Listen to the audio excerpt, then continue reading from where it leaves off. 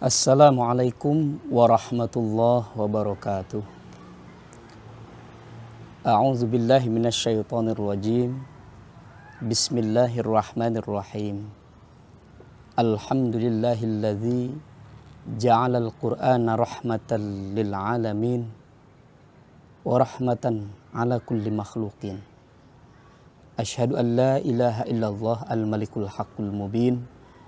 Wa asyhadu anna sayyidana wa nabiyyana Muhammadan abduhu wa rasuluhu as-sadiqul wa'dil amin. Allahumma fassalli wa sallim wa barik ala sayyidina Muhammadin wa ala alihi wa sahbihi ajma'in, amma ba'. Qala ta'ala, a'udzu billahi minasyaitonir rajim. Bismillahirrahmanirrahim. Wa in kuntum fi raibin mimma nazzalna ala abdina fa'tu bi suratin min mislih wad'u syuhada'akum min dunillahi in kuntum shadiqin. Shadaqallahul azim wal ma'na huwallahu a'lam bissawab. Pemirsa TVRI yang budiman yang dirahmati oleh Allah Subhanahu wa taala. Pada kesempatan kali ini wajib kita syukuri kita bisa berjumpa, masih diberikan kesempatan waktu, masih diberikan kesempatan usia oleh Allah Subhanahu wa taala untuk menjalankan segala bentuk perintahnya, yakni salah satu perintah yang oleh Allah Subhanahu wa taala perintahkan kepada setiap orang yang beriman adalah kita wajib berpuasa. Dan di dalam puasa tersebut banyak sekali celah-celah untuk mendapatkan pahala.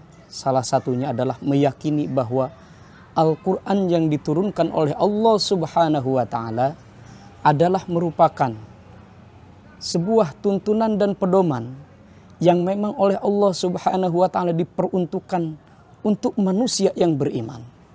Kita sebagai manusia yang beriman tidaklah boleh ragu. Jangan pernah menyanyiakan, karena kebenaran Al-Quran ini adalah kebenaran yang mutlak. Jangan pernah meragukan tentang kebenaran Al-Quran. Karena kenapa Al-Quran disebut kitab suci? Kita sebagai manusia yang percaya dengan Al-Quran sebagai kalamullah. Kalaulah seandainya kita ragu, maka tentunya kita akan mendapatkan sebuah kerugian yang sangat besar.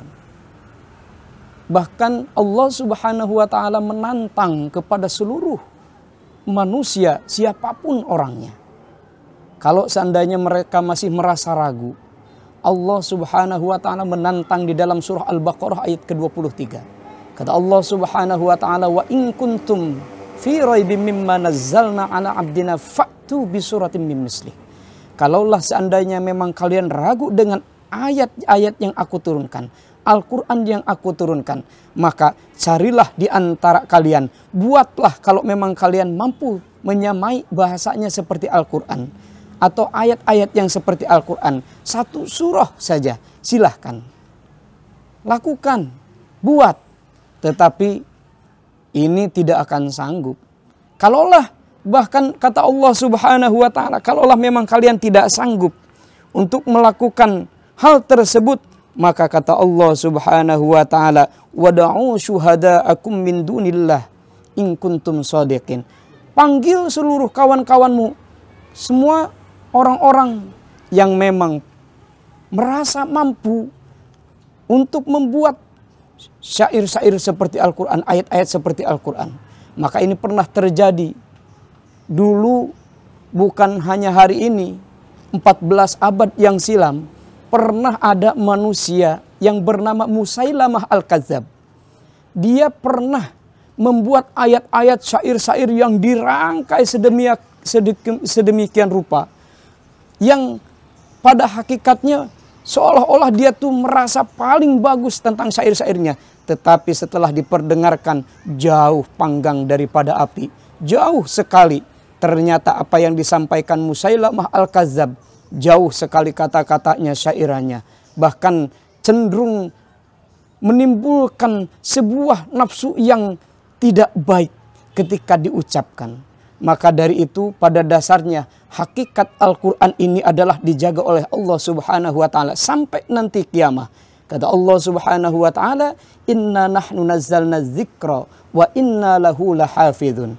Kalaulah memang Al-Qur'an itu merupakan sebuah kitab yang hanya dibuat oleh Muhammad, perkataan Muhammad, maka itu adalah sebuah kebohongan yang besar.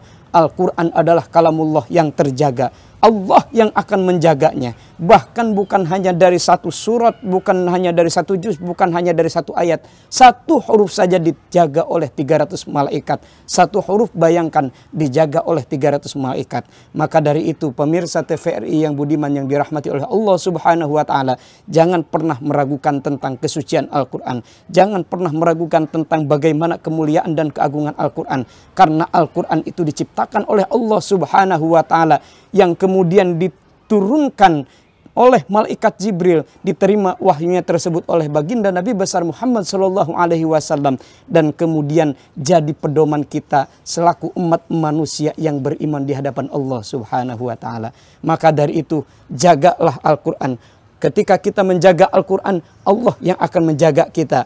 Ada satu kisah tentang manusia yang meninggal, seorang yang hafidz dengan Al-Quran. Dia terjaga di alam kuburnya, sehingga jangankan makhluk yang lain, cacing saja tidak berani memakan tubuh manusia tersebut, sehingga abadi dia jasadnya tersebut pada saat tergali. Ini adalah merupakan bukti bahwa Al-Quran ini terjaga sampai kiamat.